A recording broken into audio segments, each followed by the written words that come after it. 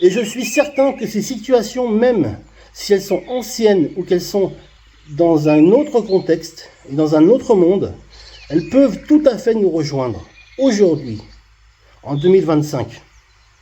Dans le livre des Actes, donc au chapitre 23, nous voyons l'apôtre Paul qui est à Jérusalem.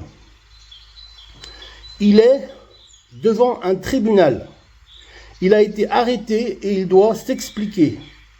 Devant lui, toute une série de personnes, le regard grave, menaçant, et son avenir est en jeu. Il est seul, que va-t-il faire?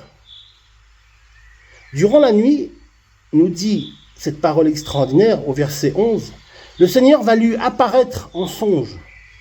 Il dit, Paul, prends courage, c'est moi qui contrôle toutes choses. Tu devras comparaître à Rome, tout ne va pas s'arrêter ici.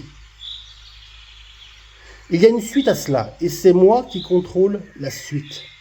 L'apôtre Paul avait besoin d'une parole d'encouragement, venant droit du ciel, dans son cœur, dans sa situation précise, pour pouvoir supporter la suite des épreuves. Au chapitre 28, nous lisons une autre situation.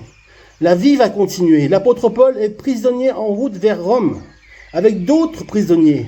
Ils sont sur un bateau qui va faire naufrage. Ils vont échouer sur l'île de Malte, bien connue, nous dit le texte. Et ensuite, ils vont repartir, appauvris bien sûr, fatigués, exténués, sans ressources. Ils vont faire leur chemin depuis la côte jusqu'à Rome.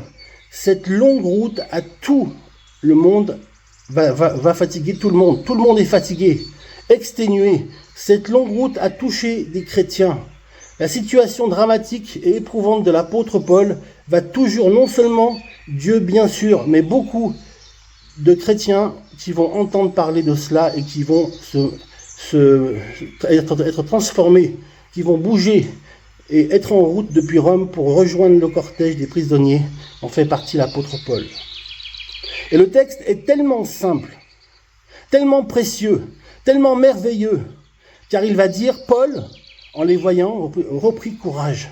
En voyant les chrétiens, Paul reprit courage. Amen. Simplement, la présence des chrétiens à un moment précis est précieux dans sa vie, où il en avait tant besoin. Il avait besoin d'être soutenu. Il avait besoin d'amour, de compassion et de communion fraternelle. Amen.